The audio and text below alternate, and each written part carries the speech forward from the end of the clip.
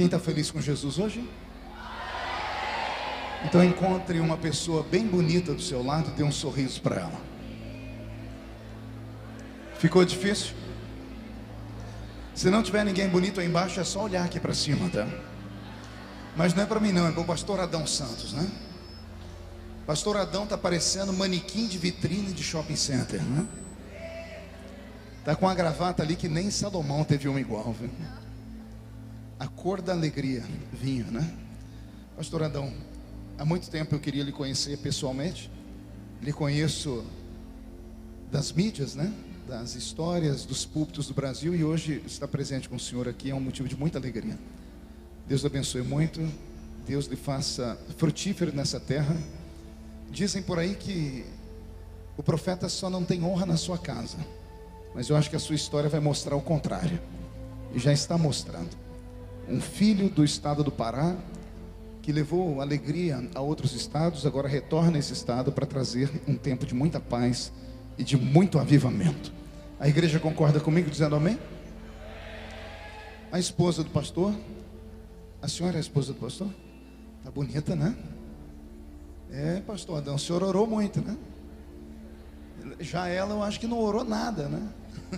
É brincadeira, viu? Um casal muito simpático, Deus abençoe vocês. Rever meus amigos aqui, ouvir essa nova geração pregando é um motivo de muita emoção. Quero cumprimentar aqui a cantora Suelen, minha irmãzinha, maninha de tanto tempo, né? Deus te abençoe, leve meu beijo no coração da Mara. Você ainda está no Paraná? Está em Goiás agora? Quem mandou você arrastar ela para Goiás? Seu abençoado. Deus abençoe vocês de todo o coração. Mas se encontrar a Mara, fala que eu mandei um beijo para ela, tá bom? Cumprimentar aqui a cantora Mara Silva, que me deu um CD. Vera Lima, que me deu um CD. E o Robson Santos. Cadê o Robson? O Robson mandou um bilhetinho para mim aqui. Ele quer cantar uma música comigo. Me dá poder de filho. Você gravou essa música? Então nós vamos formar uma dupla. Sepultura e cemitério, tá bom? Alguém trouxe Bíblia nessa noite? Vamos estar em pé em reverência à leitura da palavra. Abra sua Bíblia comigo no livro do profeta Isaías. Livro do profeta messiânico. O capítulo é o de número 43 e o versículo é o de número 1. Eu vou abrir uma exceção para algumas pessoas que estão sentadas porque estão com crianças no colo. Essas pessoas podem permanecer sentadas. Também vou abrir uma exceção para as pessoas que estão sentadas porque estão doentes. Aliás, não vou abrir não. Seja curado já, em nome de Jesus, e se coloque de pé. Agora, os demais que estão assentados, eu não sei qual o motivo. Aquela banda ali tem um grupo, vocês não estão me ouvindo ou não querem ficar em pé mesmo? Ah, estão ouvindo. Vamos estar em pé. É o pessoal atrás de vocês. Olha para trás aí, o pessoal está tudo sentado. E o menino tem 15 anos, a menina tem 18. Que canseira é essa, gente? Isso. Reverência à leitura da palavra. Está escrito assim: mas agora assim diz o Senhor que te criou, a Jacó, que te formou, a Israel: não temas, porque eu te remi, chamei-te pelo teu nome e tu és meu.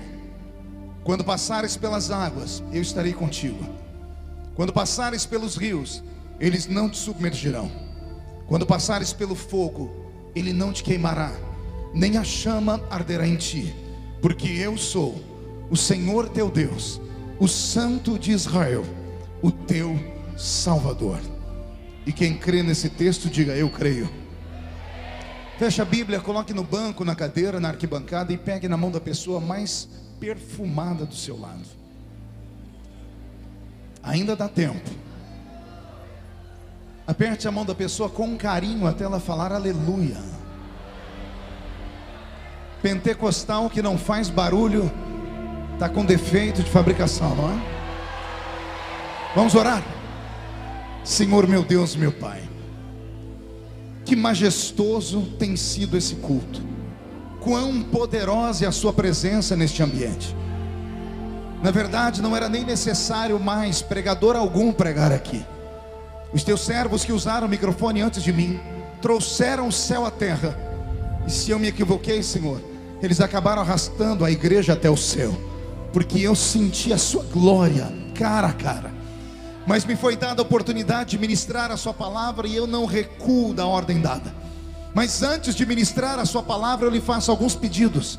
E o primeiro é esse: que o Senhor cerque este ginásio, e num raio de 5 quilômetros, onde houver um demônio alojado, eu dou a esses demônios segundos para sumirem de redenção, porque se não sumirem, serão queimados pelo poder da sua glória, que aqui será derramada. Rasgue os céus sobre esta linda cidade nesta noite. Manda anjos de fogo descerem aqui, que estes anjos desçam trazendo brasas de fogo nas mãos.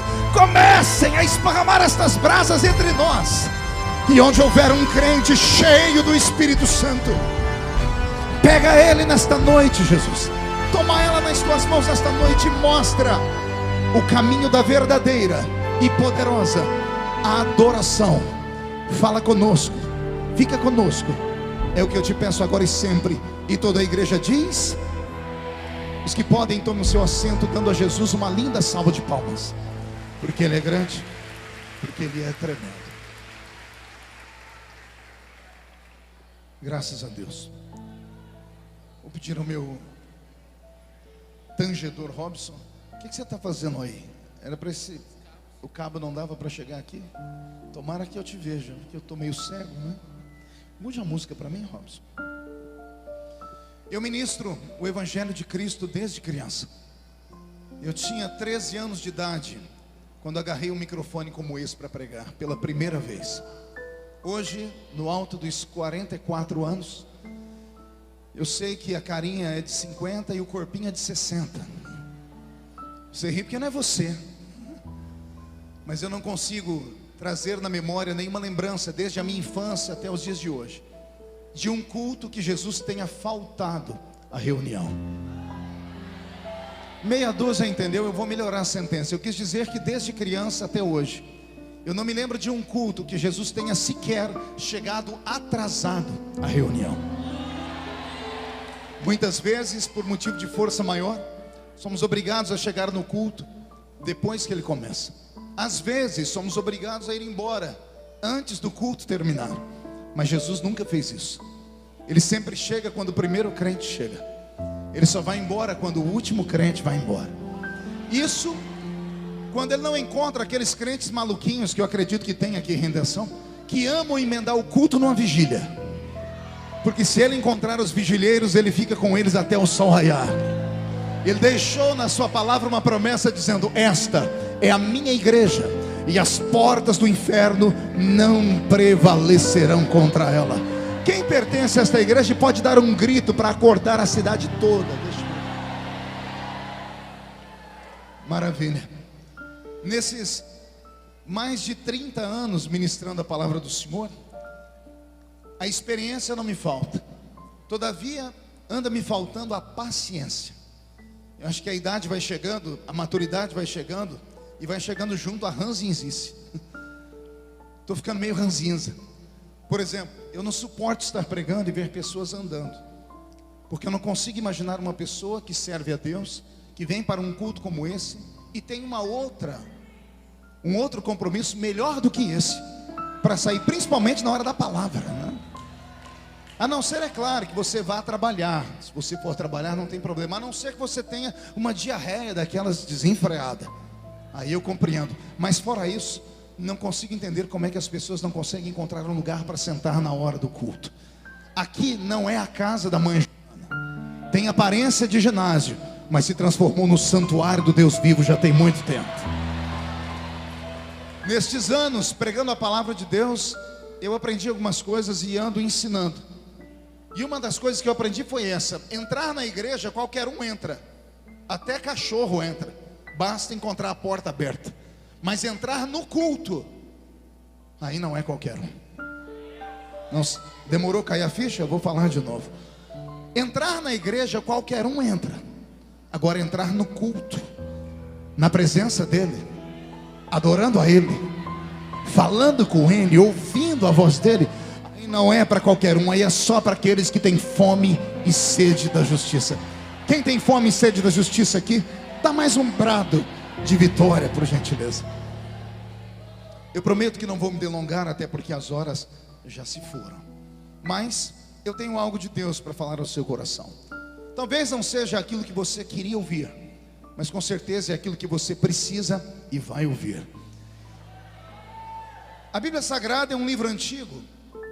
Fico às vezes imaginando por que alguns crentes olham e dizem assim: poxa, por que o pastor repete a pregação? Cantor pode repetir o hino, às vezes mais de uma vez no culto, mas o pregador, quando ele repete uma pregação, as pessoas ficam furiosas. E não sei por quê. Porque se não fosse para repetir, a palavra não estava escrita na nossa mão. Eu li a Bíblia inteira pela primeira vez, de capa a capa, aos 9 anos de idade. Eu era coroinha na igreja católica e me apaixonei por esse livro. E aí eu vejo pessoas dizerem que as pregações não podem ser repetidas. O apóstolo Paulo, escrevendo uma de suas cartas, disse assim: eu não me canso de repetir a vocês as mesmas coisas. Dias desses, eu ouvi um crente velho, não um velho crente, tem uma distância entre os dois. Existe o crente velho e o velho crente. O velho crente é aquele que pode cair o mundo à esquerda e o outro, o restante do mundo, à direita, e ele não é abalado por nada. Mas o crente velho é uma tristeza. E esse que veio falar comigo era um crente velho. E ele falou para mim assim: pastor, lá na igreja onde eu pastoreio, eu não estou mais com muita vontade de congregar aqui com o senhor não. Eu disse: por que não? Ele disse: olha, o senhor é uma referência, um dos grandes pregadores do Brasil. Congrego com o senhor já tem uns 4 anos, mas nesses últimos 4 anos, eu só devo me recordar na igreja que o senhor pastoreia de umas 2 ou 3 mensagens. Isso significa que as suas mensagens aqui não são tão boas quanto as que o senhor prega pelo Brasil. Quando ele terminou de falar, eu disse assim para ele: olha, nesses últimos 4 ou 3 anos, eu também me lembro de ter viajado somente para uns 2 ou 3 países do mundo e ter comido uma comida que eu não esqueço mais. A comida foi boa, era diferente, mas o que me sustentou nesses 3, 4 anos não foi aquela comida diferente, foi o arroz com feijão. Foi a comidinha simples que a gente come todos os dias nos cultos da igreja.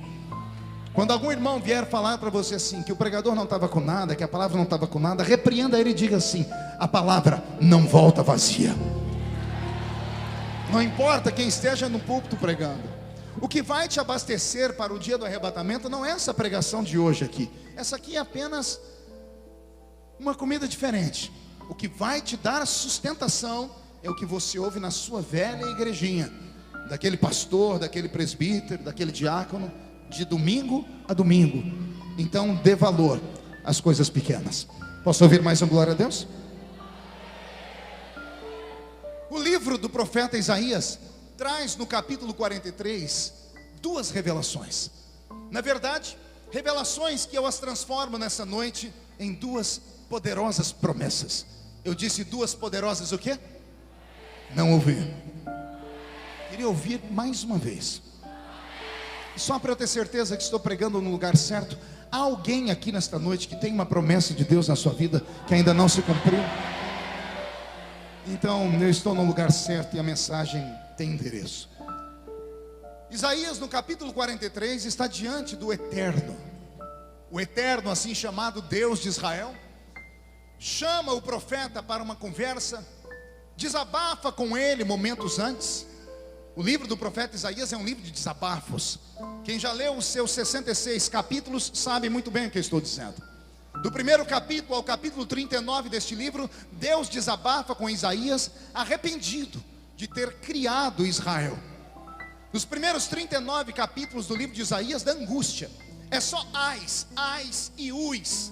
Se você pegar do primeiro capítulo ao capítulo 6, você vai ver o profeta com o dedo de profeta em rício dizendo: ai dos que bebem, ai dos que chamam pedra a Deus, ai dos que adulteram, ai dos idólatras, ai. Do primeiro capítulo ao capítulo 39, Deus chama Isaías, e Deus tem em uma mão um chicote e na outra mão um pesado cajado. E ele diz a Isaías: esse povo tem olhos e não vê, tem ouvidos e não ouve, e não me servem por amor. Mas de repente, como que num passe de mágica, no capítulo 40 para frente, o Deus que estava irado fica apaixonado. O Deus que estava com raiva fica calmo. Ele pega o cajado, ele pega o chicote e esconde. E ele pega em uma das suas mãos um vaso com unguento.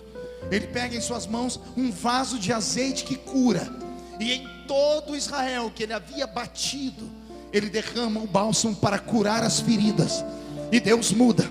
E ele começa a dizer: Isaías, avise ao meu povo que operando eu, quem me impedirá?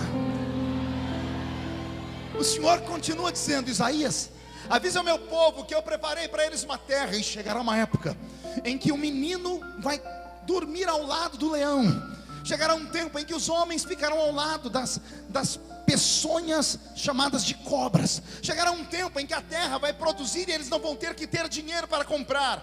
A terra dará a eles mel, a terra dará a eles leite, a terra será um paraíso. O Deus que estava até o capítulo 39 espancando Israel, do capítulo 40 começa a chamá-los de filhos. E eu, é claro, não quero pregar sobre o Deus dos primeiros 39 capítulos. Não quero usar aqui o chicote divino. Às vezes dá vontade.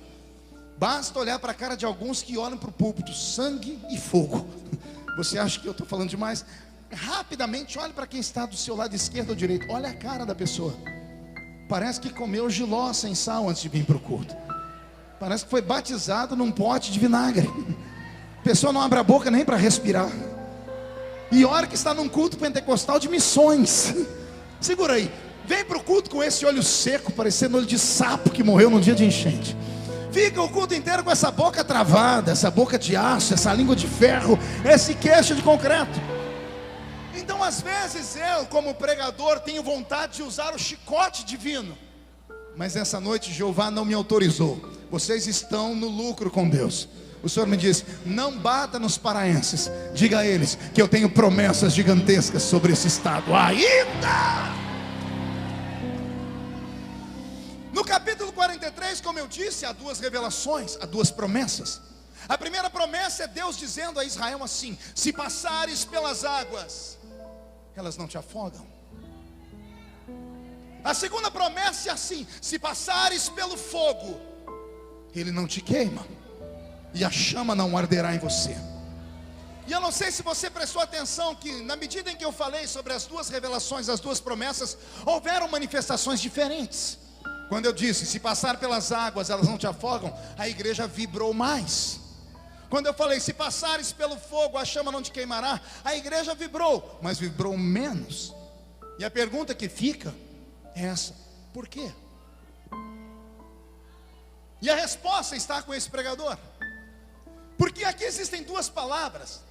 Uma palavra pode ser compreendida, absorvida e entendida pelo intelecto natural.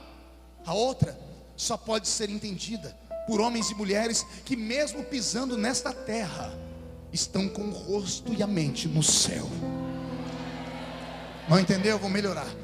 Parte desta revelação pode ser compreendida pelo homem natural, pelo homem comum.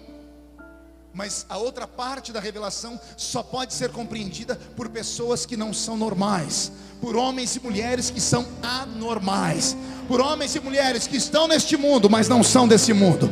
Que se a trombeta do arrebatamento tocar agora, e daqui de dentro só dois subirem para o céu, um sou eu, quem é o outro? Deixa eu ver. Somente esses podem compreender o teor da segunda parte da promessa aqui. A primeira promessa tem a ver com água, a segunda tem a ver com fogo. A primeira promessa tem a ver com água, a segunda tem a ver com...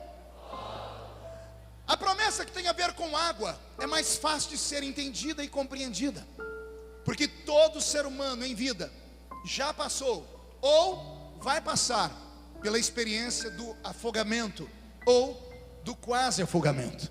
Quer ver? Quem aqui já quase se afogou na vida? Levante a mão para eu ver. E os que não levantaram a mão estão com medo de ser excluído pelo pastor da igreja, que vai ver esse DVD depois, vai falar: ah, você quase afogou, então você foi no mar, tomou banho de rio, na piscina, na praia. Não é nada disso. Nem todo mundo afoga indo no mar ou na piscina. Às vezes a pessoa se afoga em casa tomando um copo d'água. Quem aqui já tomou um copo d'água e a água entrou por onde não devia? E graças a Deus a gente tem o nariz, porque se não tem o nariz a gente afogava mesmo. A gente acaba engasgando, e no engasgamento a água sai pelo nariz. Todo ser humano passa pela experiência do afogamento em vida. Então, quando Deus está dizendo assim: Isaías, avisa o meu povo que se passar pelas águas, elas não afogam eles. Deus está dizendo: Isaías, o meu povo é especial. Todo o meu povo é especial. E por serem tão especiais assim, eu falo na altura em que eles podem me compreender. Há um grupo no meio do meu povo, Isaías, que só pode entender quando eu faço promessas racionais, quando eu faço promessas que fazem sentido, quando eu faço promessas que a mente deles não tem que imaginar ou pensar muito, como essa, de passar pelas águas. Por que nós demos glória a Deus quando eu falei e li o texto, se passar pelas águas? Quando eu recitei agora há pouco, a igreja vibrou. Por quê? Já te explico cientificamente. Aqui no seu cocoruto, atrás da sua cabeça, existe um aparelhinho, um órgão chamado cerebelo. O cerebelo seria o HD humano. No cerebelo estão armazenadas as suas memórias. E essas memórias às vezes são ativadas inconscientemente. Como assim, pastor? Você não ouve uma música do Feliciano Amaral há 580 anos, mas de repente um episódio, um irmão que você revê na rua, uma melodia de uma música traz a memória, e você ouve a música sem ela estar tocando, e você é transportado para o culto daquele dia que você participou daquele culto. A sua mente inconsciente, ela armazena todas as memórias possíveis.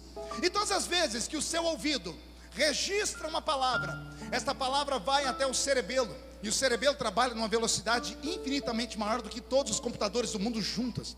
E ele busca essas memórias. E quando você ouve uma palavra e essa palavra faz sentido, automaticamente falando, antes do pregador terminar de falar, as pessoas estão assim, ou estão dizendo glória a Deus, e alguns estão de pé, batendo o pé no chão.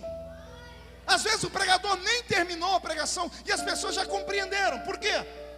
O seu inconsciente foi ativado, e o seu espírito disse à sua mente: pode acreditar nisso, que isso aí é verdade. E quando você ouve algo que faz sentido, automaticamente você reverbera e diz glória a Deus. Nós somos tendenciados a responder de maneira afirmativa aquilo que nós cremos e acreditamos. Amém até aqui?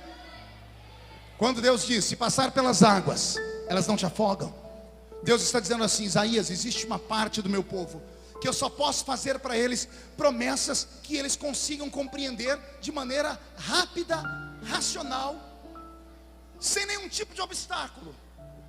Existe um povo, do meio do povo, que só acredita em coisas que podem ser tocadas, que só acredita em coisas que já aconteceram com outras, que só acredita em coisas que podem facilmente ser absorvidas pela sua mente. Por exemplo, você está num culto da igreja e o pastor Adão está pregando debaixo de uma inspiração divina, e no meio da pregação ele diz assim: assim diz o Senhor, crê no Senhor Jesus e será salvo tu e a tua casa. Por que você deu glória a Deus? Ah, pastor, porque a palavra é tão bonitinha. A Bíblia toda é bonita. Mas por que algumas palavras que são lidas a gente reverbera e grita na hora? Porque o seu inconsciente é ativado. Quando o pastor Adão supostamente disse: crê no Senhor Jesus e será salvo tu e tua casa, o seu espírito absorveu esta palavra, e inconscientemente a sua alma viajou no tempo. E mesmo não se lembrando, o seu espírito quis dizer a você: você conhece alguém que já foi salvo, alguém da sua família já foi salvo, alguém da família do seu amigo foi salvo, e se Jesus salvou aquela, vai salvar a sua também. E por isso nós reverberamos dizendo: eu creio, e damos glórias a Deus. Amém? É uma mensagem que qualquer crente pode receber. Diga: qualquer um pode receber. Outro exemplo de promessa simples: você está no culto, pastor Adão está mais inspirado ainda, e ele libera a seguinte palavra: eis que o anjo do Senhor acampa ao seu redor e te livra de todo o mal nesta noite. Por que você deu glória a Deus? Porque a palavra é bonita? Não, você deu glória a Deus porque o seu espírito recebeu uma mensagem subliminar. O seu cerebelo disse assim para ele: pode acreditar nisso aí, Porque ontem você foi livre de um acidente. Há 2 semanas atrás alguém ia te matar. Aquilo que as pessoas chamam de sorte ou de quase, para o crente não existe sorte nem quase. Para o crente não existe coincidência. Para o crente existe cristocidência. Você sabe que não foi obra do acaso, foi a proteção de Deus sobre a sua vida. Posso ouvir um amém por essa palavra? Então levante a mão direita para o céu comigo. Coloque no ombro do seu irmão e diga assim para ele no pé do ouvido: esta palavra faz parte de uma promessa simples, que qualquer um pode ouvir, porque qualquer um pode acreditar. Respire fundo agora e aperte o cinto. Robson, mude a música. O Eterno resolve mudar a promessa, e ele sai da água e vai para o fogo. E ele diz: mas existe uma parte de homens e mulheres na igreja, muito obrigado. Existe um grupo de homens e mulheres no meio do meu povo que estão prontos para ouvir promessas loucas, promessas absurdas, promessas incríveis, promessas espetaculares, promessas que homem natural não crê, não consegue compreender, e por isso dá gargalhada delas. Mas existe alguém no meio do povo do Senhor que está preparado para ouvir coisas que os ouvidos naturais não ouviram. Aí vem Deus e diz: se passar pelo fogo, a chama não queima você. Percebeu que só aquela irmãzinha deu glória a Deus? Eu repeti a palavra do fogo, eu já estou ensinando e explicando, mas só ela deu glória a Deus. Eu já explico, era natural isso. Porque quando você ouve passar pelo fogo e não se queimar, não faz sentido. O seu cerebelo busca experiências e ele não encontra. A única que ele vai encontrar é a velha história de 3 moços que foram jogados em uma fornalha e sobreviveram sem que o fogo os queimasse. Qual o nome deles? Não, isso aí é apelido babilônico maldito. O nome deles é Ananias, Misael e Azarias. Os únicos 3 homens da história da humanidade que andaram no fogo e não foram queimados. Ei, escute, eu não estou falando de pessoas que andaram no fogo e sobreviveram a ele. A promessa não é passar pelo fogo e sobreviver ao fogo. A promessa não é sobreviver com queimaduras de 1º grau, de 2º ou de 3º grau. A promessa é: se passar pelo fogo, a chama não queima você. Antes de continuar, deixa eu te falar aqui um pouquinho sobre o fogo. O fogo é o elemento mais poderoso do universo. Por isso que quando Deus é aclamado na Bíblia Sagrada por inúmeras vezes, a Bíblia relaciona Deus a fogo. Hebreus capítulo 12, Deus é um fogo devorador. O fogo é o elemento mais poderoso do universo. Ele evapora a água, ele queima a madeira, ele queima o plástico, ele derrete o ferro. O apóstolo Pedro, na sua 2ª encíclica, ele diz que a terra e os elementos que existem nela agora, um dia serão derretidos pelo fogo. Aí vem o Eterno, o Criador do céu e da terra, e diz assim: Isaías, tem um grupo no meio do meu povo que eu tenho uma promessa louca para eles. E qual é a promessa, Senhor? Se levantar contra eles o maior poder do universo, ele se levanta para cair, porque não pode tocar o meu povo.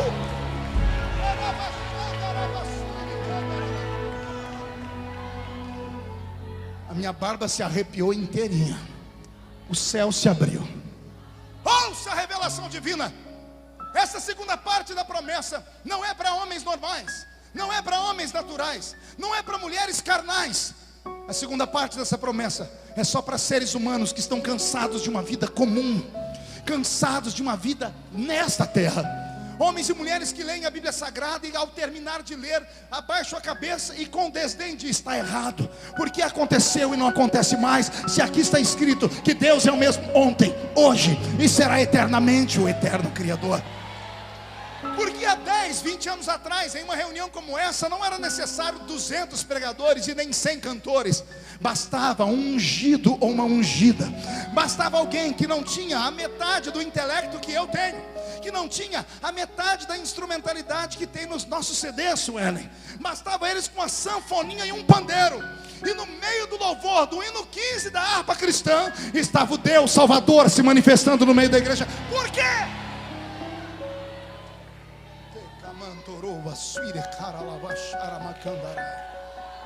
Porque naquela época os homens e mulheres eram homens e mulheres que entravam numa reunião como essa não para ver homens, não para ver mulheres.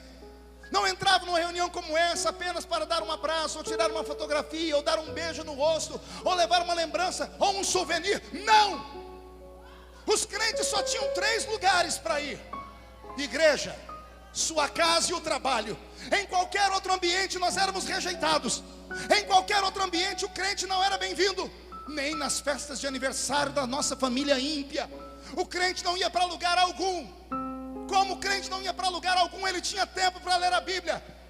Ele tinha tempo para ler Abacuque. Hoje o nosso povo só sabe ficar no Facebook.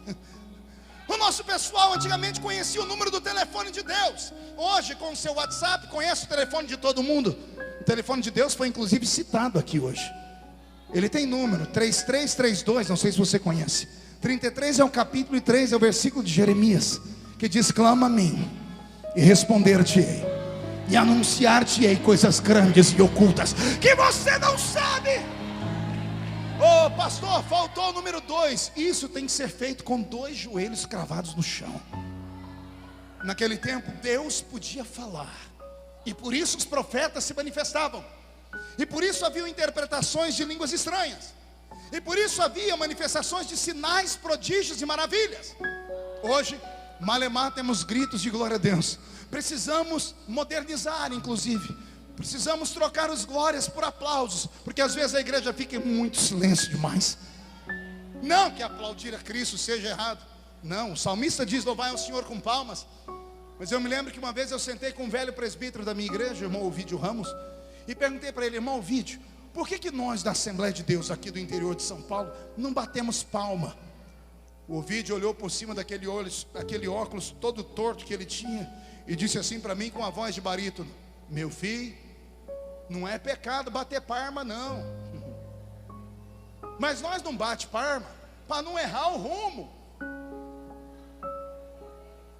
E eu falei: como assim, irmão Ovídio, errar que rumo? Ele falou assim: é o seguinte, quando nós bate palma, o certo é bater palma para Deus.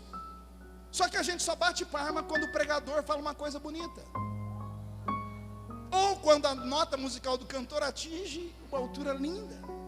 Aí a igreja aplaude. Aí o velho falou assim para mim: quando esse povo aplaude, ele está aplaudindo a quem, meu filho? Eu falei: a Deus. Ele disse: prova.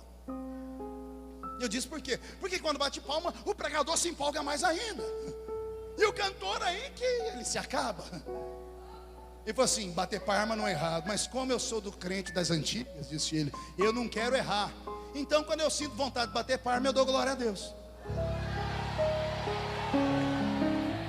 E eu falei: por quê? Ele disse assim: porque glória a Deus não tem como errar. Não tem outro Deus na terra, só tem um. Quando você dá glória a Deus, o glória sai na horizontal e vai para a vertical.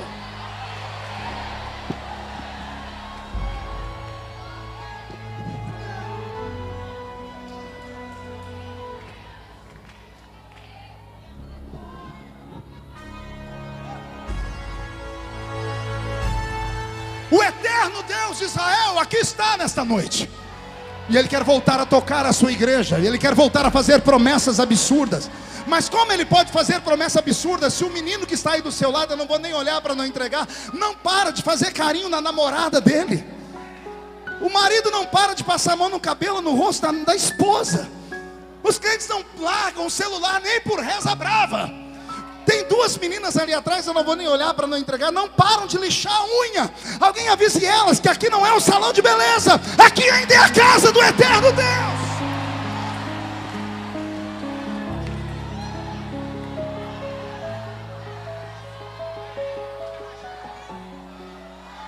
Deus só faz promessa louca para quem é louco também. Eu quero saber se tem algum louco aqui. Se tem algum louco, não grita não, dá um berro de glória a Deus para acordar o Pará.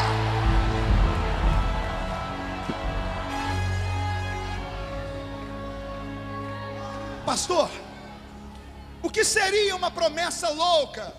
Já explico. Alguém me arrume uma toalhinha, por favor, um lenço. Me trouxeram aqui com todo carinho esses guardanapos. Daqui a pouco meu rosto está cheio de pedacinho de papel. Alguém tem uma piedade do pregador? Está limpinha? É que esses dias o irmão me deu um lenço, quando eu passei aqui, sangue de Jesus tem poder. O que seria uma promessa absurda e louca, pastor? Pastor Adão está pregando no culto, e ele resolve liberar uma palavra revelada, e ele diz assim: ô minha querida, está limpinha? Thank you very much. Pastor Adão está pregando no culto, ele libera a seguinte palavra, escuta aí: o Senhor está me dizendo que há uma mulher aqui, que daqui 3 meses embarcará para os Estados Unidos da América, entrará na presença de Barack Obama, e vai dizer para ele: abandona o seu cargo de uma vez e deixa o Trump trabalhar, e isso em inglês. Ninguém dá nenhum glória. Mas não era para dar glória a Deus mesmo. Por que ninguém reagiu? Porque é uma promessa que não faz sentido. A gente tem a vontade de rir. Pastor Adão está mais inspirado ainda e libera a seguinte palavra: há um homem aqui que vai receber uma herança da Alemanha, e com o dinheiro da Alemanha ele vai pagar a dívida externa da América Latina inteira. Oh, pelo menos um gritou. Você viu que ninguém gritou? Olha a cara do seu irmão, está dando gargalhada. Pastor, como é que eu vou dar glória a Deus com isso? Isso aí é uma invenção, isso é uma loucura. É disso que eu estou falando. É sobre isso que eu quero falar. Eu não quero falar com crentes, os crentes normais estão em casa assistindo a novela. Eu quero falar com um crente maluco. Eu quero falar com esse paraense que está do seu lado, que acredita que Deus vai colocar um par de asas nas costas dele, e ele vai viajar os 4 cantos desse planeta. Eu quero falar com homens e mulheres que acreditam no sobrenatural. Quem acredita no sobrenatural? Mão direita lá em cima, chacoalha ela. Faz uma tomada disso, cinegrafista, rápido. Chacoalha a mão direita. Chacoalhou? Coloque essa mão no ombro de quem está do seu lado e agarra a pessoa. Agora é para agarrar. Chacoalha a pessoa até ela ficar irritada. Irrita ela. Tira ela do lugar, chacoalha ela. Diga: Deus te trouxe aqui para isso. Sacode a pessoa, sacode. Diga: Deus te trouxe aqui para isso, para sacudir as promessas da sua vida. Só quem tem promessas reage.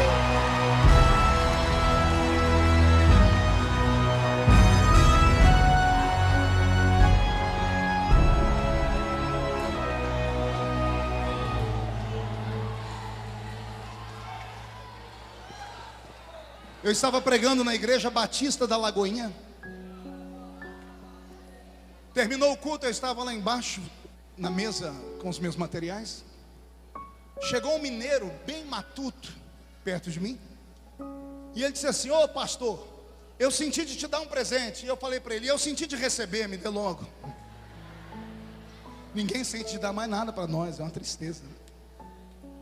E o mineiro enfiou a mão numa sacolinha de plástico e tirou uma caixa de paçoquinha embrulhada. Até hoje eu não entendi esse mistério, mas eu estava morrendo de fome, desembrulhei uma paçoquinha e comi. E eu vou usar o idioma de Minas para falar da paçoquinha. Ô trem bom, sou. Quem já comeu paçoquinha embrulhada aqui? O trem é bom ou não é? Tem algum mineiro aqui? Olha, essa raça dominou o mundo. Todo lugar que eu vou do mundo tem um mineiro. Eu cheguei em Nagoya há poucos dias atrás, no Japão. Eu estou lá no Japão e eu levantei na congregação, perguntei: tem algum mineiro aqui? Não levantou um de zóio rasgado? Ô pastor, eu falei: uai, mas você é todo... Eu falei: não, eu sou da 3ª geração, estava no Brasil, vim para cá, mas eu nasci lá em Minas Gerais, sou. O mineiro olhou para mim, eu olhei para ele, estou comendo a paçoquinha e ele deu o golpe. Ô pastor, o senhor pode orar por mim? Eu já estava com a paçoquinha na boca, não tinha como voltar. Eu falei: depois da paçoquinha eu faço qualquer coisa para você. Eu falei: você quer oração pelo quê? Ele disse: ô pastor, ontem à noite eu fui numa vigília. Aí eu enfiei a paçoquinha na boca para não ter uma crise de riso. Mas eu não sou gente. Eu falei: você foi aonde? Ele: numa vigília. Eu enfiei a paçoquinha de novo, que eu já ouvi falar de vigília. Vigília era a primeira vez. Eu falei: e daí? Ele falou: e daí, pastor, que não era vigília de crente normal, não. Era vigília de crente doido. Eu conheço vigília de crente doido. Mas eu queria ouvir da boca dele. Eu falei, o que é uma vigília de crente doido? Ih, pastor, é aquelas vigílias que quando o Espírito Santo desce, os crentes parecem que recebem o espírito do Bruce Lee, uai. E eles ficam... Eu falei, e daí? Ele falou, e daí, pastor? E daí que lá pelas tantas, levantou um profeta doido. Eu conheço profeta doido, de vigília de crente doido. Mas eu queria ouvir da boca dele. Eu disse, o que é um profeta doido, meu filho? Ih, pastor, aqui esse profeta que quando vem profetizar pra gente, quase mata a gente do coração, uai. Mas por quê? Uai, pastor, eu estava encostado na parede da igreja, olhando para o púlpito. Eram umas 4 da manhã. E o senhor sabe, né? A vigília é assim, ela sobe e desce. Ele quis dizer, tem a hora que o fogo cai, o povo dança, daqui a pouco quieta todo mundo. Aí quando está todo mundo querendo dormir, vem um doido e grita, eita Deus, aí o fogo pega de novo. Ele falou, pastor, quando eu estava lá escorado na parede, foi esse momento, estava todo mundo quieto, pastor. E lá vem o profeta, pastor, o profeta em vez de vir de frente, veio de costa. Foi, e aí? E aí, pastor, que ele veio e botou a mão no meu ombro. Eu falei, que eu quase tive um desarranjo. Eu falei, porque ele botou a mão no seu ombro? Não, pastor, que ele botou a mão no meu ombro e não deu tempo de eu virar, uai. Eu, por quê, meu filho? Uai, pastor, quando eu fui virar, ele falou assim, homem! Ai, ai, ai, aqui esse profeta espalhafatoso, né? Eu falei, e aí? Foi aí, pastor, quando eu voltei para a terra, eu olhei para a cara do profeta, ele estava se chacoalhando todo. Ele agarrou a minha mão direita, pastor, e disse para mim, homem, entra tu comigo nessa carruagem de fogo agora.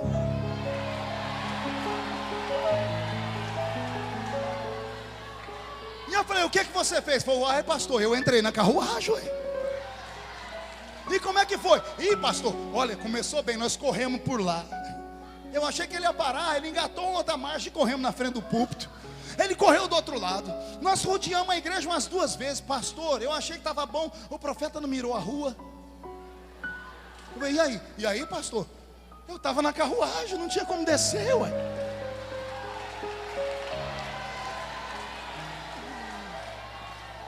Ele falou, pastor, nós demos uma volta no quarteirão inteiro. E o profeta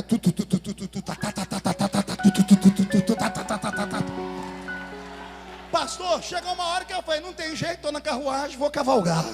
E eu entrei com ele, era manto para cá, manto para lá, e dava glória lá, e o aleluia de cá. Pastor, o profeta resolveu entrar na igreja de novo. Eu falei, e você? Falei, pastor, eu estava na carruagem. Entrei atrás. Quando estava no meio do corredor, chegando no púlpito, pastor, o profeta brecou e me empurrou, que eu saí catando cavaco no chão. Pastor, eu parei, não sabia o que tinha acontecido, parei de falar em línguas, olhei para trás e lá estava o profeta, com a mão na cintura assim, o dedo indicador assim, e a cabeça assim. E ele falou assim, homem, olha o que eu faço. Eu te tomo pela tua mão direita, e eu te levo para lá, para cá, para lá, para cá. Eu te levo para um giro na terra.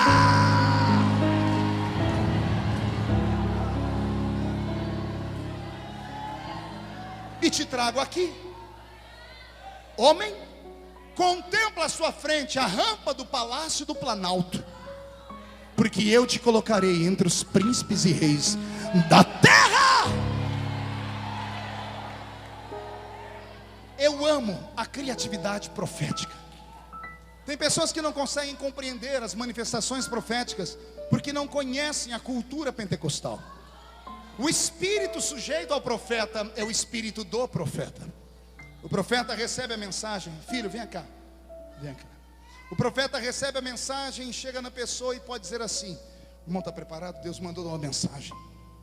Fecha os olhos. Aí o profeta começa, ai, ai, ui, profetiza. A pessoa se emociona toda. Ou o profeta pode simplesmente fazer assim, irmão, Deus me falou que vai acontecer isso, isso, isso na sua vida. Ou o profeta pode dizer assim, irmão, me procura amanhã que eu tenho algo para te entregar. Ou o profeta pode simplesmente fazer assim, não vou falar a Deus. E pronto, obrigado. O que eu quis dizer, o espírito sujeito ao profeta é o espírito do profeta. O Espírito de Deus não se sujeita a ninguém. Eu amo a criatividade profética. Esse profeta foi criativo. Ele fez como alguns profetas da Bíblia. Isaías andou 3 anos pelado na terra para falar sobre como Deus enxergava Israel na sua nudez, no seu pecado, na sua vergonha. Eu amo a criatividade profética. Mas quando esse mineiro acabou de falar para mim, eu me emocionei. Vocês não vibraram quando eu terminei a profecia? Eu também. Só que quando eu dei glória a Deus, eu fui olhar para o profeta, para o mineiro. O mineiro teve uma crise de riso. Ele contou e começou a rir, que a barriga dele balançava. Não entendi porque ele está rindo. Eu enfiei a mão no meu paletó, peguei um cartãozinho de visita e anotei o número do meu celular. E eu entreguei para ele. Disse para ele assim: olha, pega. E ele parou de rir, olhou e falou: que é isso, pastor? Eu falei: é o meu celular particular. E ele: nossa, eu vou ter seu número. Eu disse: vai. Ele falou assim: para quê, pastor? E eu falei: para quando você subir a rampa, uai. Para quando você rodear a terra, uai. Lembra de mim quando entrar no seu reino, homem.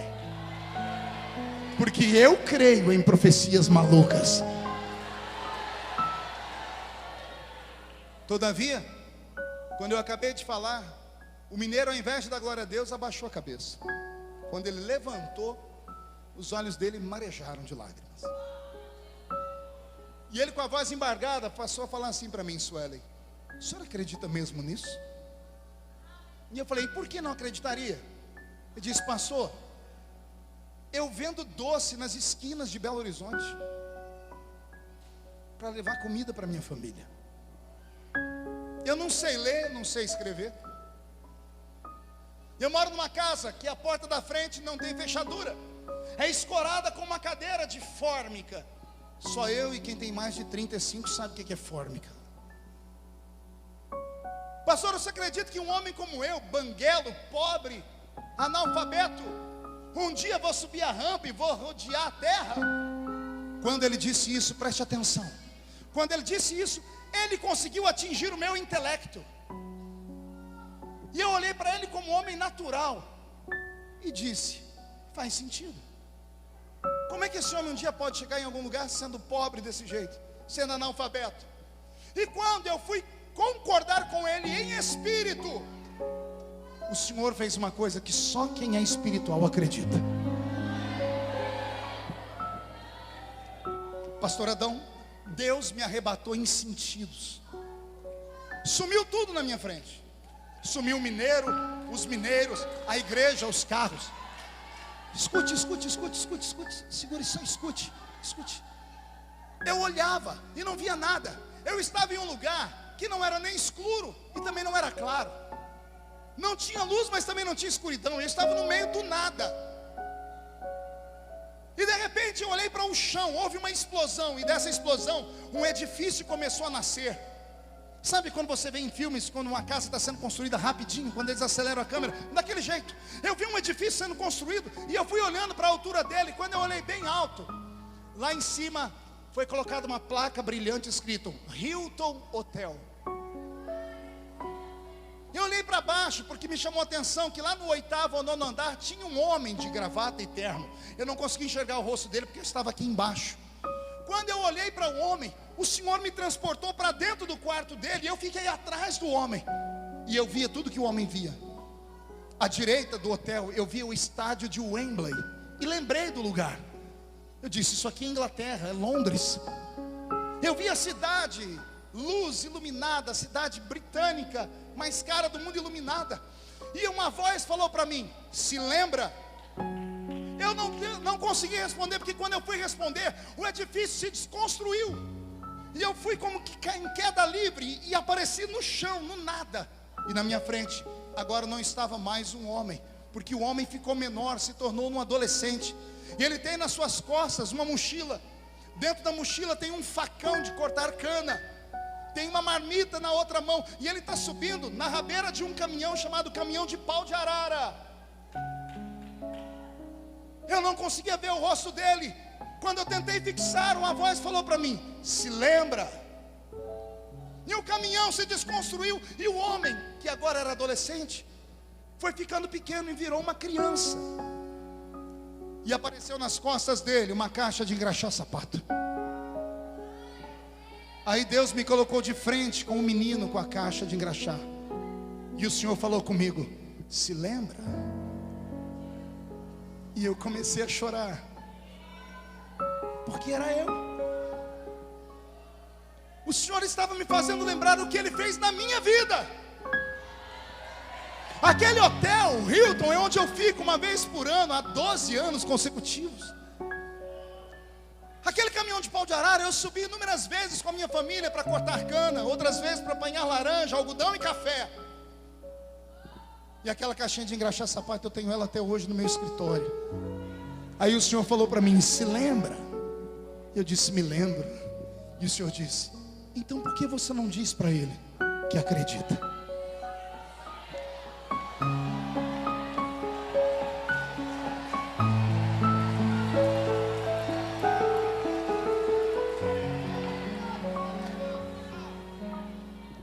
Eu me emociono até hoje quando me lembro da minha história. De repente eu voltei para Minas Gerais. Estalei os olhos e está um mineiro na minha frente chorando. Eu levantei o queixo dele tremendo. Eu disse: pare de chorar. Chacoalhei ele e disse: homem, se foi o meu Deus que falou,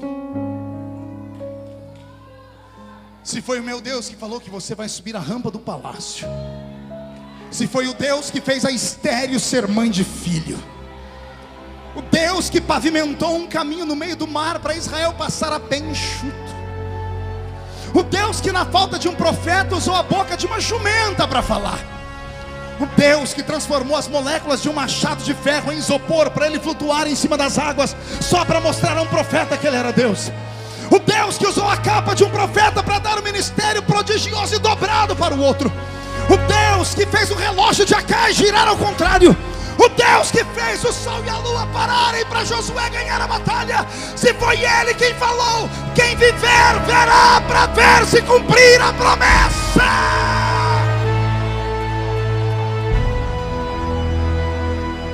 E Araçui aqui amanto robas, narabassuri de candorabasiri harabacana.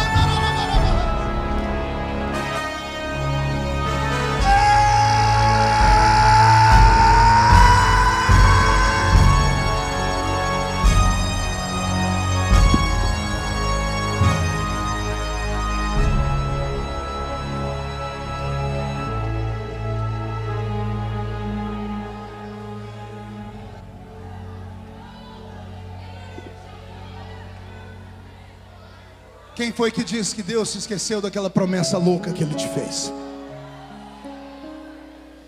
A minha missão nesta noite é simples, é só fazer você relembrar das promessas que Ele fez. Porventura você pode me falar alguma promessa que Ele tenha feito e não tenha cumprido? Porventura você consegue lembrar de algo na Bíblia que Ele disse ao seu servo que faria e não tenha feito? Ele é o Deus que não deixa a sua palavra cair por terra. Ele fez uma promessa a um profeta, o profeta morreu. Eu não sei se Deus havia se esquecido, Senhor me perdoa, não me fulmina, ou se Ele queria mostrar o poder dele. Mas o profeta chegou no seio de Abraão com 13 milagres feitos. Ele pediu a porção do espírito de Elias. Elias fez 7 milagres em vida. Eliseu está num canto lá do seio de Abraão com a cara murcha. Alguém está perguntando: qual é o seu problema, Eliseu? Deus me fez uma promessa e não cumpriu. Como assim? Ele prometeu porção dobrada do espírito do meu Senhor, e em vida só 13 milagres aconteceram. Vão chamar Deus de mentiroso. Deus entra no seio de Abraão e diz assim: eu não minto, não sou filho do homem para mentir. Olha o que eu faço na terra. Há uma batalha em cima do cemitério. Um soldado cai morto no chão. O peso do corpo dele rompe uma tumba, e ele encosta nos ossos do profeta. Quanto tempo leva para um corpo assim ficar em pele, ficar em puros ossos? A promessa levou tempo para se cumprir, mas de repente o homem morto ressuscita, porque encostou no osso de um profeta que tinha uma promessa. Eu vim aqui te dar um recado de Deus. Saia daqui tranquilo nessa noite. Não se assuste com o diagnóstico do médico. O câncer, a AIDS ou qualquer outra doença incurável está ouvindo o profeta falar. Doenças incuráveis, esta pessoa sobre qual você está tem uma promessa. E se esta pessoa tem uma promessa, essas pessoas estão imortalizadas até que se cumpra as promessas na vida delas. Você não entendeu? Eu vou repetir. Passa o céu, passa a terra, mas a palavra dele não passa jamais. Quem viver verá, para ver Deus te coroar. O que foi que ele te prometeu? Foi as nações? Pede e eu te darei as nações por herança. Foi as nações que ele te prometeu. Ele prometeu colocar você num pássaro de aço e te fazer cortar o Oceano Atlântico, o Índico. Foi isso que ele prometeu. Ele prometeu te transformar no maior fazendeiro ou garimpeiro do estado do Pará. Ele prometeu que você ia ser governador desse estado. Pois anote, você não morre até que esta palavra se cumpra, porque Deus não faz promessa louca pra gente normal. Deus só faz promessa louca para quem é louco também. E eu queria ouvir o grito dos loucos nesta noite.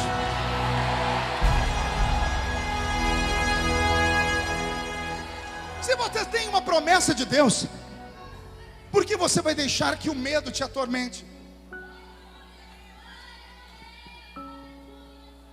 Eu vi um louvor hoje que a pessoa diz assim: eu não sou mais escravo do medo, eu sou um filho de Deus. Ouviu aí? Eu não sou mais um escravo do medo, porque eu sou um filho de Deus. Quem é filho de Deus aqui? Então murcha essa barriga, estufa esse peito, faz cara de quem tem autoridade, fecha as duas mãos, pisa nesse chão com violência, agarra o diabo pelo chifre, escancara a cara dele no chão, diga ao estado do Pará que você está renascendo nesta noite, porque você tem promessas.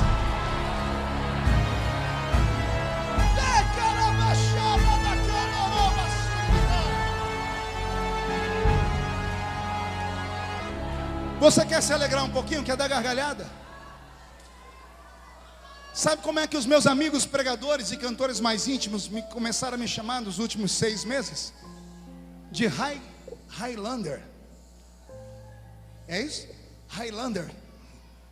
E eu falei pro primeiro: o que é isso? Você nunca viu um filme do Highlander? É um camarada que você enfia a faca, você dá um tiro nele, tudo, ele cai e levanta, não morre. E a história do filme é que se arrancasse a cabeça dele, ele morria. Arrancaram a cabeça e o homem viveu de novo. Deu um jeito de agarrar a cabeça e colocar no lugar. Foi como assim? O senhor não morre de jeito nenhum. Enquanto a gente toma tiro de revolvinho 22, o senhor toma tiro de mísseis. E quando todo mundo diz assim: morreu o Feliciano, ó, o Feliciano de novo dando trabalho. Pergunte por quê? Eu tenho promessas. Eu tenho promessas que ainda não se cumpriram. Toda vez que o diabo vem para cima de mim, eu vou para cima de Deus. Eu não sou trouxa de ir para cima do diabo. Eu vou para cima do meu pai. Eu vou para o colo dele, choro, jejuo, subo a montanha e diz: o Senhor me fez uma promessa. Quem tem uma promessa aqui? Quem tem uma promessa? Então reage, pelo amor de Deus. Agarra a depressão, chuta ela para outro lugar. Agarra a síndrome do pânico, manda para os quintos dos infernos. Bate no peito, diga: eu tenho promessas. Olhe para o seu amigo e diga: eu vou vencer. Esta semana, meu Deus, será um final de semana marcante na sua vida. Deus começa a dar sinais. Quem viver verá. Esse será o ano da reviravolta na sua história, porque você tem promessa. Quem tem promessa grita, quem tem promessa faz barulho. Quem tem promessa tira o pé do chão.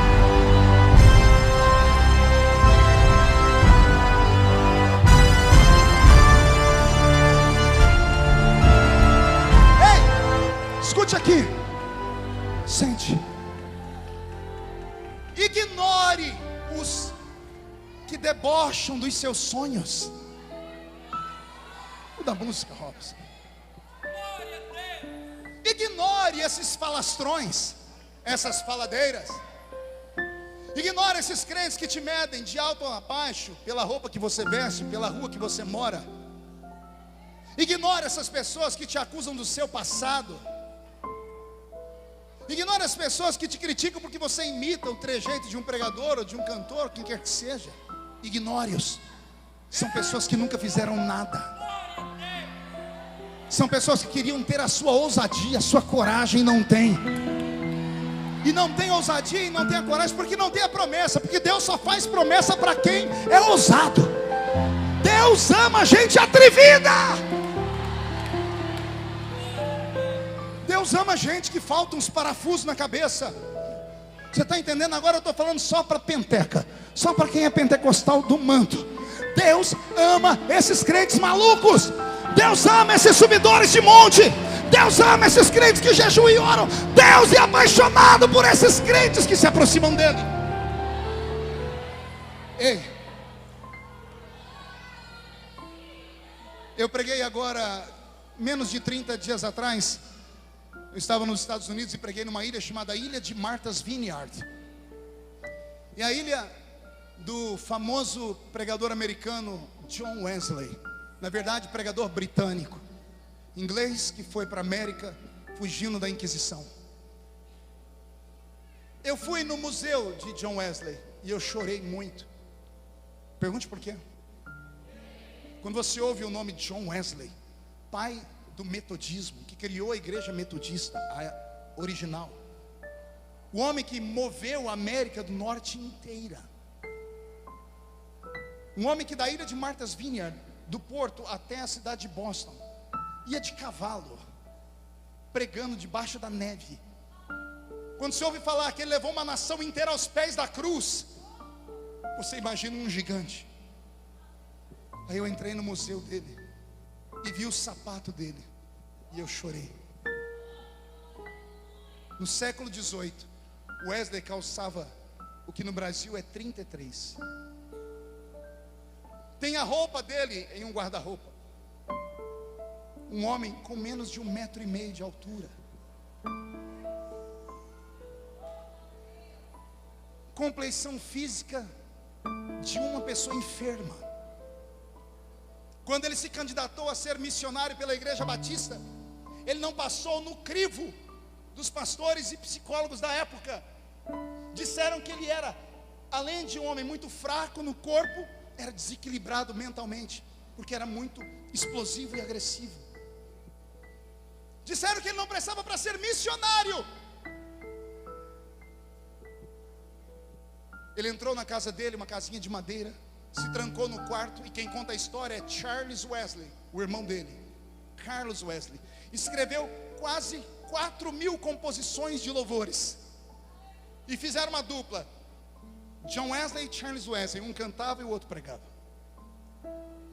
Carlos disse assim: eu ouvi um barulho no meu quarto, coloquei o ouvido na porta e o meu irmão esmurrava a parede que a casa tremia.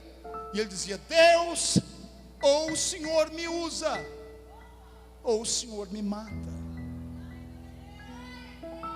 Porque um homem como eu não tem espaço no mundo, nem pelo meu tamanho, nem pela minha saúde. Ou o Senhor me usa, ou o Senhor me mata. Charles Wesley disse que de repente ouviu um barulho dentro do quarto. Ele abriu a porta e o irmão dele estava caído a metros longe da parede, tremendo. E ele perguntou: John, o que aconteceu? E John Wesley disse para ele: eu estava esmurrando aquela parede, e um vento saiu da parede e bateu no meu peito e me jogou para trás. E o Senhor me disse: eu te uso. A rainha da Inglaterra escreveu assim: eu tenho mais medo dos joelhos de Wesley no chão do que do arsenal bélico da França inteiro contra nós. Conseguiu entender? Não, vou falar de novo. A rainha da Inglaterra disse assim: eu tenho mais medo de Wesley de joelhos no chão do que do exército da França inteiro contra nós. Naquela mesma ilha onde eu preguei, há quase 90 anos atrás, um grupo de crianças saíram da escola americana e foram para aquela ilha, conhecer a ilha. E uma professora, daquela época a religião ainda era pregada nos Estados Unidos, a Bíblia podia ser lida, podia ser feita orações nas classes. Hoje as crianças não podem orar mais na América, não pode entrar a Bíblia na escola, mas as crianças estão levando metralhadoras para a escola, para matarem uns aos outros. A América hoje começa a rever todos os erros que cometeram. A professora levou as crianças para a casa de Wesley, e ela fez questão de levar as crianças no quarto dele, preste atenção.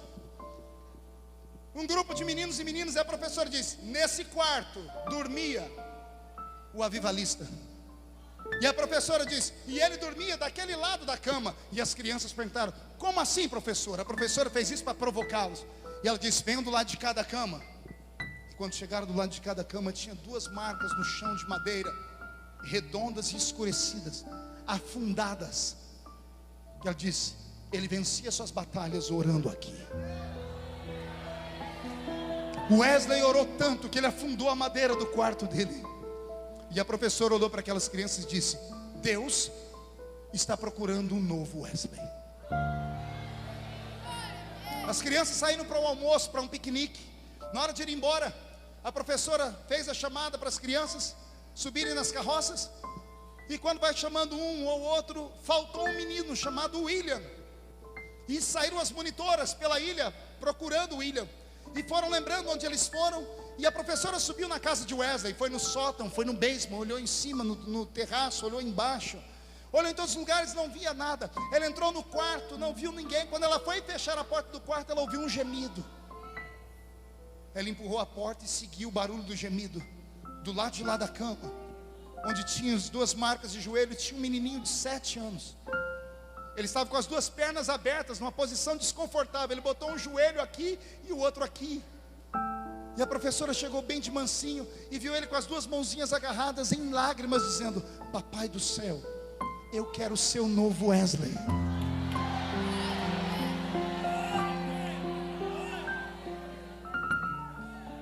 O William ainda é vivo. Chama-se Billy Graham. Billy Graham. O casamento gay foi aprovado em quase todos os estados americanos. No estado onde o pastor Billy Graham mora, estava para ser votada a lei, porque lá é por estado. Ele chamou um canal de televisão. Ele já tem mais de 90 anos, está com mal de Parkinson. E ele, tremendo todo, olhou para a câmera e disse: quero falar com os meus irmãos. Se eu ainda sou um homem de Deus, essa lástima não entrará no meu estado. Eu convoco todos os crentes em Jesus a não aprovarem isso. E não aprovaram a lei no estado dele. E ele diz: enquanto eu for vivo, o meu estado não conhecerá o pecado. Consegue imaginar isso em pleno século 21? Enquanto no Brasil pastores estão sendo expostos à vergonha e envergonham o evangelho, ainda existe um do outro lado que chama a responsabilidade para o nome dele, porque tem uma ficha limpa. Sabe por que ele tem uma ficha limpa? Porque ele tem uma promessa. Deus não me trouxe aqui apenas para trazer essa palavra bonita, porque eu sei que ela é bonita. Deus me trouxe aqui para mexer com seus sonhos. Incline a sua cabeça.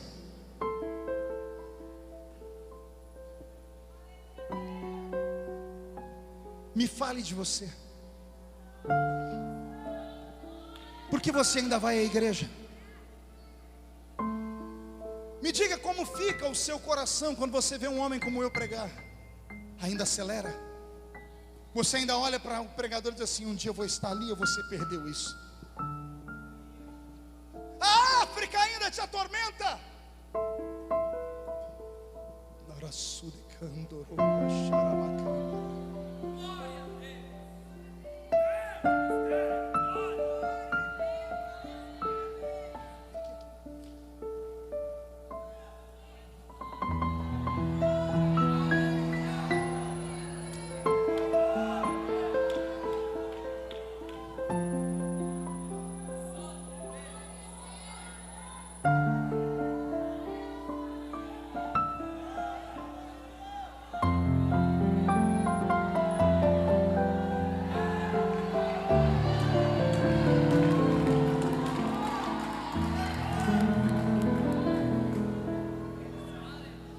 Deus das promessas está aqui. Fique de pé comigo.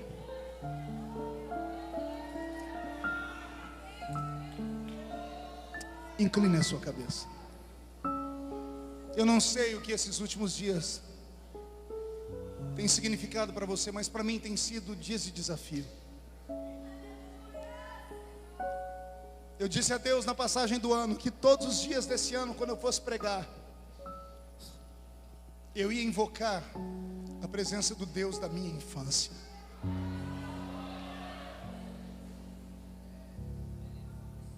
As pessoas perguntam para mim: como é que o senhor não para? Por que o senhor não para? Eu disse: os meus pés estão fincados em uma rocha.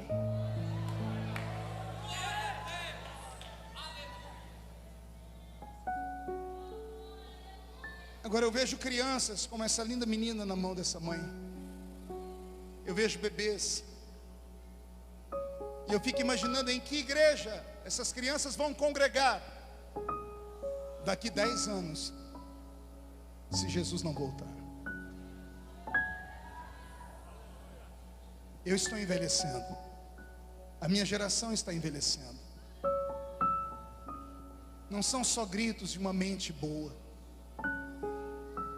É preciso mais do que isso. É preciso paixão. Eu reconheço que de longe sou um bom pregador. Eu conheço muitos bons pregadores e eu não sou um deles. Diante de Deus, falo isso sem demagogia. Eu não consigo me ouvir pregando. Eu nunca ouvi um DVD meu, nem uma fita minha, porque eu sou perfeccionista. Eu vejo amigos pregarem. Eu vi esse garoto que pregou aqui antes de mim. Que talento, que oratória bonita, que retórica. E as pessoas falam: então o que o senhor tem que quando o senhor fala a gente chora? Os cultos que o senhor prega é uma bagunça de emoções. A gente grita, vai ao delírio e começa a chorar. Por que acontece tudo isso? Eu digo: porque essa é a minha chamada. É provocar a minha geração. É dizer para você que o Deus do menino da Vila Tatu é o Deus dos irmãos de redenção. É o Deus dos irmãos de Xinguara. É o Deus dos irmãos do estado do Pará. É o Deus dos pobres. Deus não precisa do seu dinheiro. Deus não precisa da sua capacidade humana. Deus só precisa de um coração quebrantado. E geralmente o coração só é quebrantado quando ele é violado, quando ele é violentado. Só pode entender de compaixão quem precisou dela. Só entende de misericórdia quem precisou dela. E esta nossa geração tem que ser uma geração cheia de glória, mas cheia de misericórdia. Misericórdia com alguém assim. Feche os olhos. Eu vou fazer um convite. Só um. E eu vou pedir para que ninguém saia antes da bênção apostólica. Eu queria aqui perto de mim só os sonhadores que foram violados. Só gente que se machucou ou te machucaram. Só gente que tinha sonhos grandes, chamada profética, ministerial, e foram sepultados. Gente que enquanto eu pregava aqui, seu coração acelerava e você dizia: fala comigo, Deus. E o Senhor me mandou te dizer: estou falando. Falo contigo porque você é louco. Eu quero orar por esses homens e mulheres que acreditam ainda que Deus pode cumprir as promessas.